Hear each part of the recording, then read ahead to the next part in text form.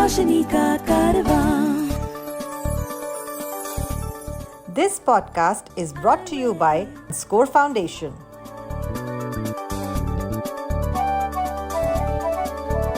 ये है रोशनी, रोशनी, रोशनी का कारवां, रोशनी।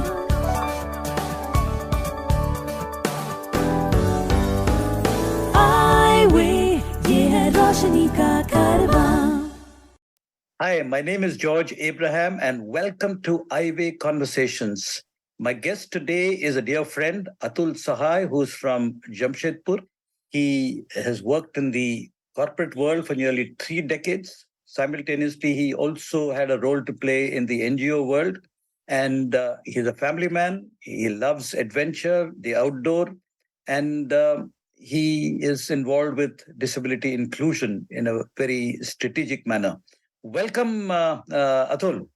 Thank you, George. And it's really wonderful connecting with you, especially in the 25th year of the first World Cup for the blind that was held in India, and which brought us together more than anything else. Indeed. So, Atul, the first time I met you was in Calcutta when I had come to the Disabled Person International DPI conference, which was held at the Taj Bengal. Probably it was 1992 or 93. And you had just finished, I think, your master's in economics from Shillong. So you started your professional life after that, and you spent a lot of time, nearly 30 years with Tata Steel.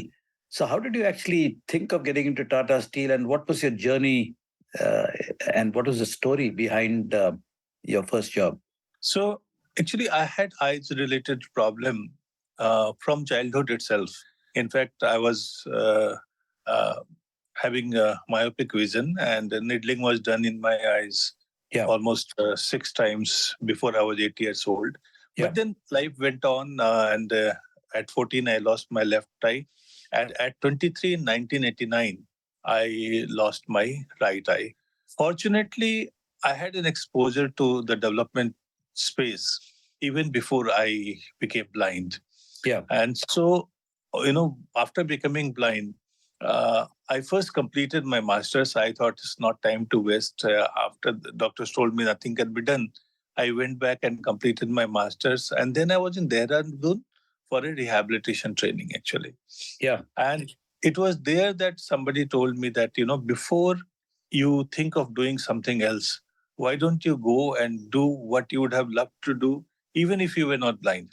Yeah. So that gave me some idea. And, I rushed to Jamshedpur, the place where I had spent some childhood years, Yeah. dreaming of working with Tatas, the people who had built that city, actually. Yeah. And I sent in an application to the then joint managing director.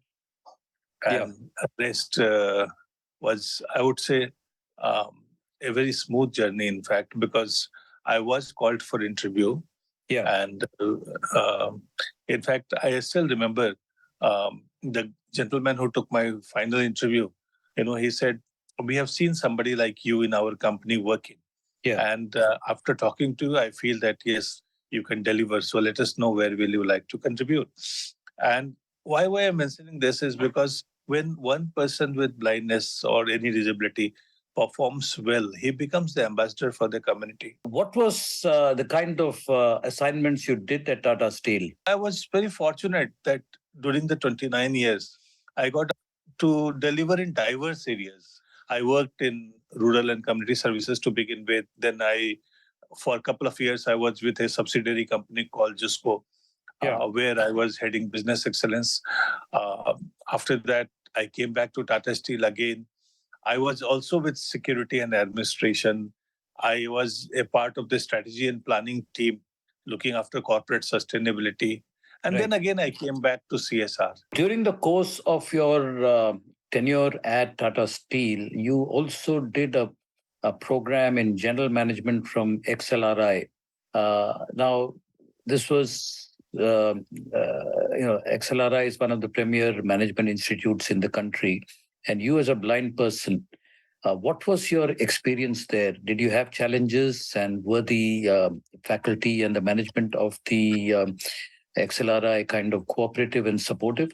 it was in 2003 that, Tata Steel used to, have some internal tests, etc., and then select this group of people who could go for these programs, like fully sponsored by the company, actually, in terms of time and money, everything.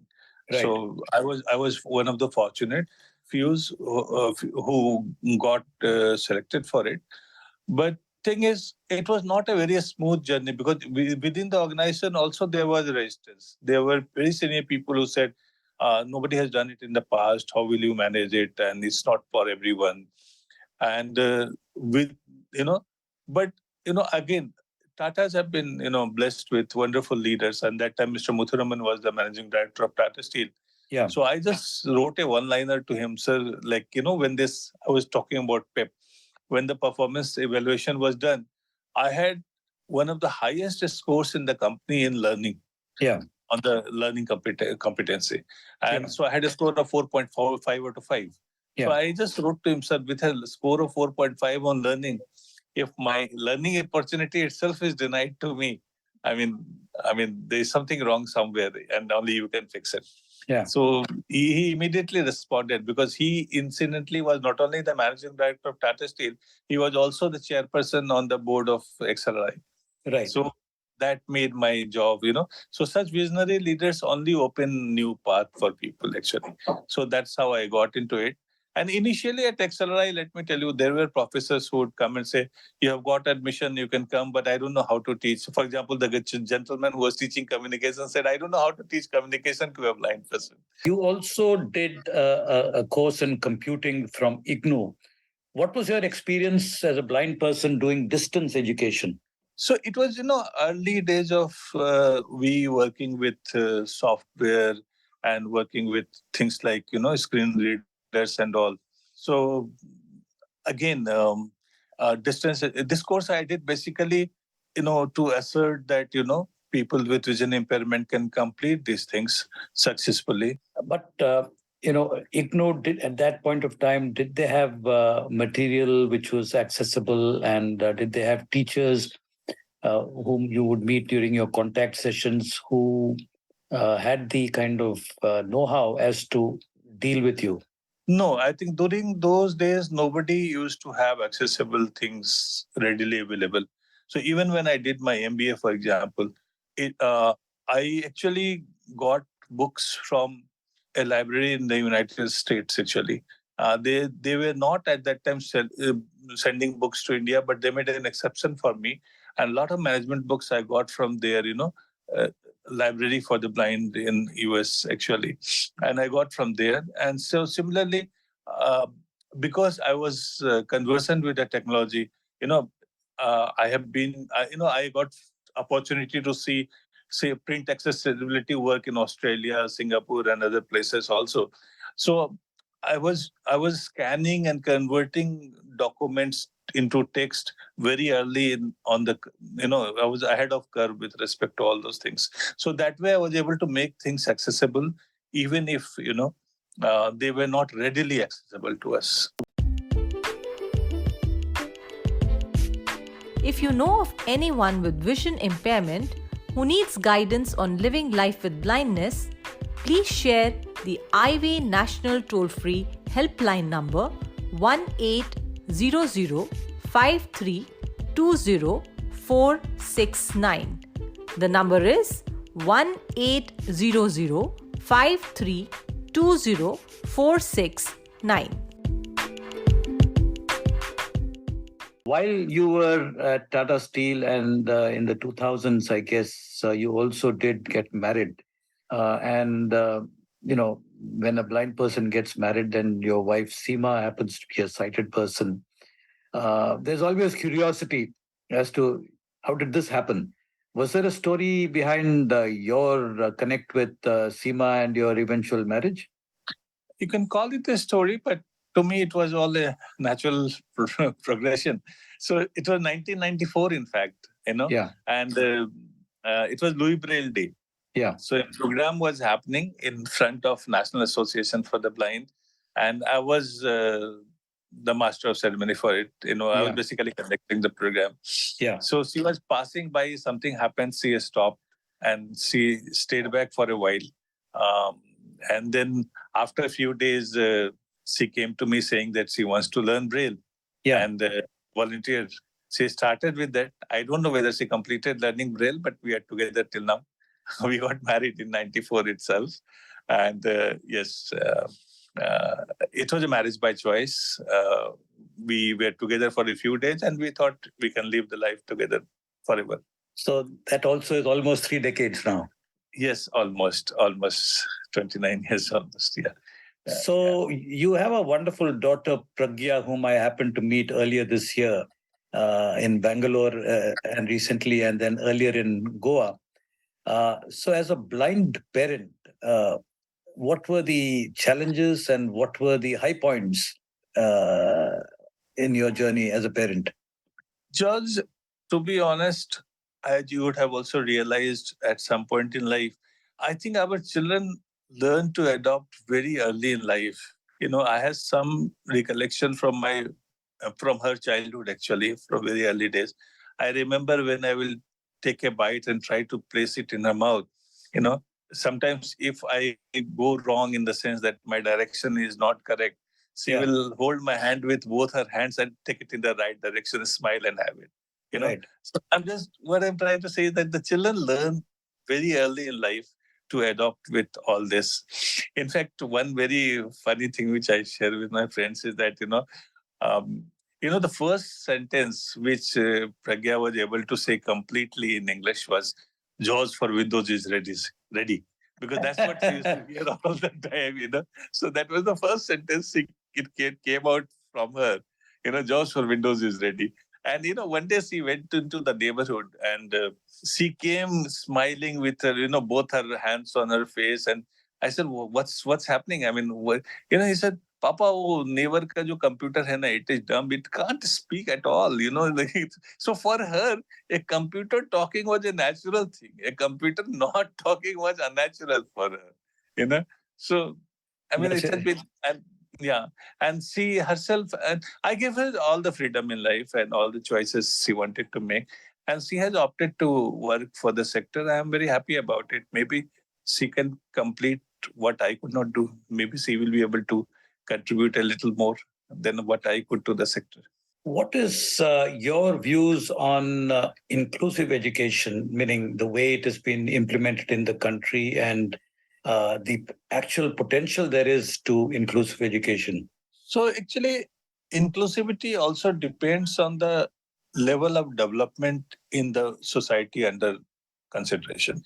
There are some places, like where inclusion has become a reality because the infrastructure is there, the people are ready to go ahead with it. Otherwise, even today, um, just in the name of inclusion, if I put somebody, or name of integration, if I put somebody in a school which is not prepared to teach persons with disability, I know we may not be doing a good service actually. I feel the best work has happened where there has been a cooperative model. For example, in New Delhi itself, RK Puram, NAB, like they used to keep people at NAB, provide them with all the facilities there, and then send them to good schools, regular schools, and I saw them maybe 25 years back. Today, I find those students doing wonderfully well in life. So, it should not be either or type of a thing.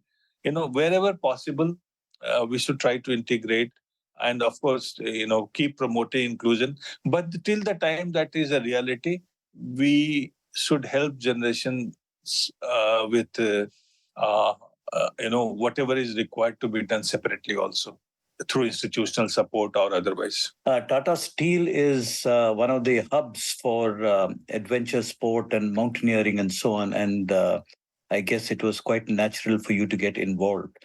Talk us through some of your engagement in that space. Actually, the first time I went for adventure was with a lady from Kolkata, Hina Basu. There was this society for the visually handicapped. And they used to organize, adventure program for the blind at HMI Darjeeling. I think for many of us, that was the first occasion. Yeah. And that was very close to the time when we met first in Kolkata for the DPI conference, actually. Right. And so that was my first exposure. I didn't know what I was going for, actually. I thought initially it would be such some fun, but then, Jongri, which is the base camp of Kanchenjunga, is a very difficult climb, actually. 3 days of real difficult trek, actually. So that was my first experience.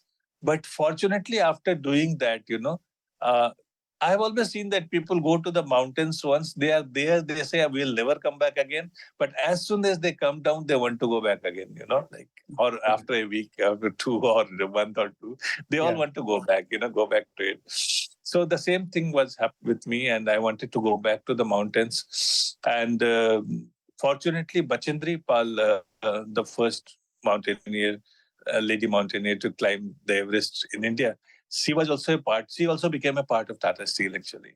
Yeah. So she started the adventure program, and with her, I started doing more and more of adventure. So I have trekked major treks. I have done 7 times in the Himalayas. So 2 of these places, Dayara and Darwa, it so happened that first I went myself along with the team of Tata Steel Adventure Foundation. And then I thought, let me take a team of visually impaired people there. Yeah. So first time when I have completed 50 years, I celebrated by taking a team of visually impaired friends to Darwa. Yeah. And my last trek so far, I won't say last because something may come up again, was in 2014 when I revisit Deara. Yeah. It's a meadow on it's about 12,000 feet above sea level, and wonderful place, actually. So there again, I went with a team of visually impaired friends from all over the country, actually. Yeah. So these places I visited twice each. Apart from that, I also went to the Indian side of Mansarovar, and not Mansarovar, it's called Adi Kailash, actually. Yeah. Which is a very difficult trek, and that was, in fact, the most difficult. In terms of altitude, I also went to a place called Rudragara, which is about 18,000 plus, 8,000 above Gangotri, actually. Yeah. So these are some of the treks I did. And whether at Jamshedpur or in the Himalayas, I also made sure that whatever opportunities I got because of my engagement with Tata Steel, I was able to also pass it on to as many friends as possible. To support our work with the blind and visually impaired, you can visit the donate page on our website www.scorefoundation.org.in. Please note www.scorefoundation.org.in.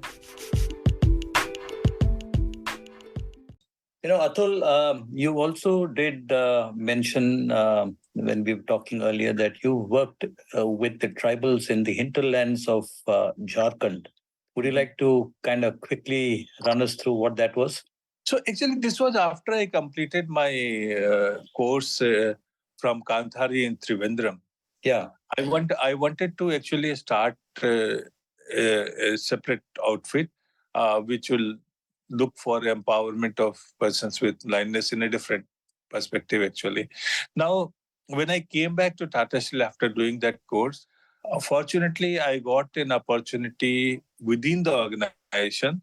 I didn't have to leave it. I got an opportunity that within the organization only, I could start something new and, initiate some work in this place called Noamundi, which is one of the tribal hinterland of Jharkhand. And we started working there. That was very satisfying, in fact. And all that has taken off. And now many more branches of that institute has been. So what, at least, disability-related work has become an integral part of my organization's Tata Steel CSR also. So, I was also reading somewhere, and I think you also mentioned that these days, since you moved on from Tata Steel in 2021, you are involved in, as a consultant, uh, working on various issues related to disability and corporate India. Would you like to kind of spell out what are the areas that you do and how you go about it? So after I opted for second innings from Tata Steel, that was exactly the name of the program actually. So I Right. opted for second innings in 21, and then I thought, I will just relax for a while. But within 1 month, I got this opportunity to do a fellowship with Enable India. In fact, the work that I was started with my colleagues in Tata Steel in the travel belt actually was also in partnership with Enable India. Yeah. So with Enable India, I got an opportunity to do a fellowship, and I opted for it because many of them also asked me, "Why do you want to do this fellowship?"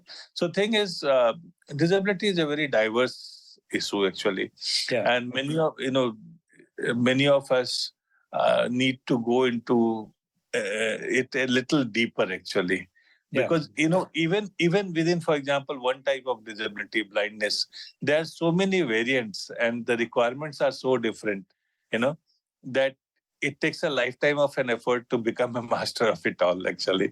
Yeah. So I wanted to understand different types of disability a little better, and especially with a lived experience. Yeah. Like when I was in Trivandrum also, when I did the course at Kanthari, the idea was to live with the diversity of this world actually, because people came from all over the world and learned about entrepreneurship. So that experience I wanted to have. So similarly, in at Enable India also, the idea was to get enriched by that lived experience of disability, which I Right. could actually. So now I'm able to appreciate different types of disability a little better actually. I won't say still I have mastered it all, but I understand it a little better. So I know where we can work together and where we need to work individually. Yeah. So how do you connect it with the many? How do you go about introducing this understanding in the corporate world? So actually, in the corporate world, I will say right now, I am with people who are already practicing affirmative action. Yeah. And the point I want, there are basically 2 points that I'm trying to bring home. One is affirmative action comes later. First, we need to take corrective actions at the moment, because there is a law in this country, and most of us, knowingly, unknowingly, are not compliant with this law. Right. So I try to bring their and if they know that they are not compliant, probably they will do something about it, because no corporate honestly wants to remain non-compliant.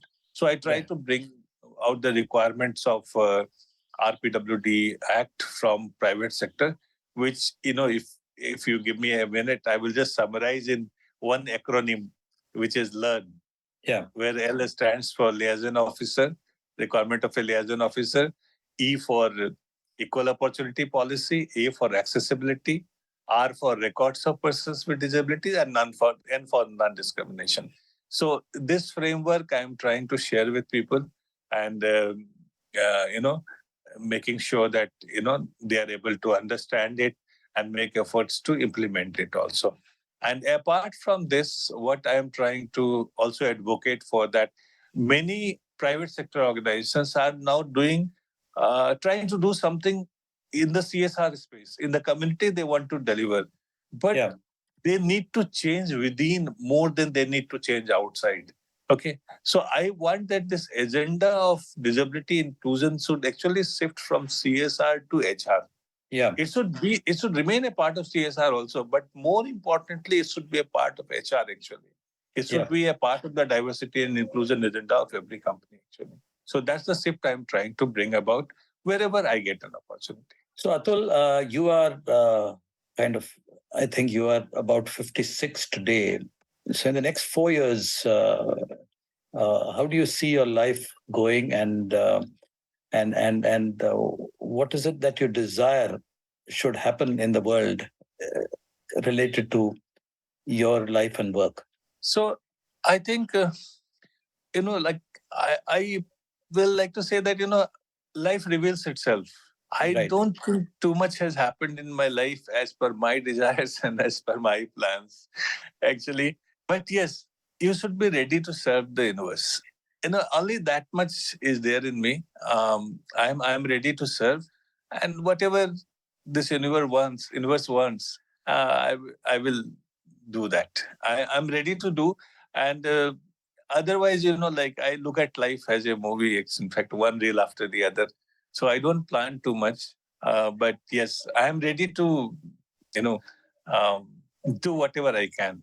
So yes, I I am very optimistic because, George, if you can also look back 30 years from now, what this world was like for persons with disability and what it is today, it's very different.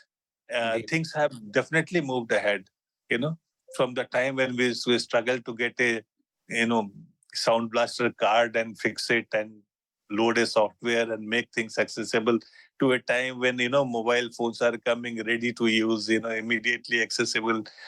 Computers are readily accessible. We have seen that change happening, and now I think a lot of our friends are doing much better than probably what we did in our lifetime. And all the best to the next generation. I think I think life will keep revealing itself. Wonderful, Atul. It's good to know that you are available to serve the universe, and as and when challenges and opportunities come your way. Wish you the very best, and it was wonderful speaking to you at length after such a long time. Thank you, George, and hope to get connected with you once again when we complete 25 years. If nothing else, we'll meet somewhere in Delhi and have a party together. Eyeway, ये है रोशनी का कारवां. This podcast was brought to you by Score Foundation.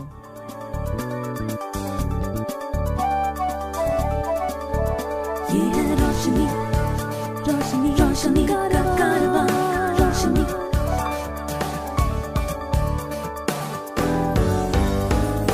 Eyeway, ये है रोशनी का कारवां.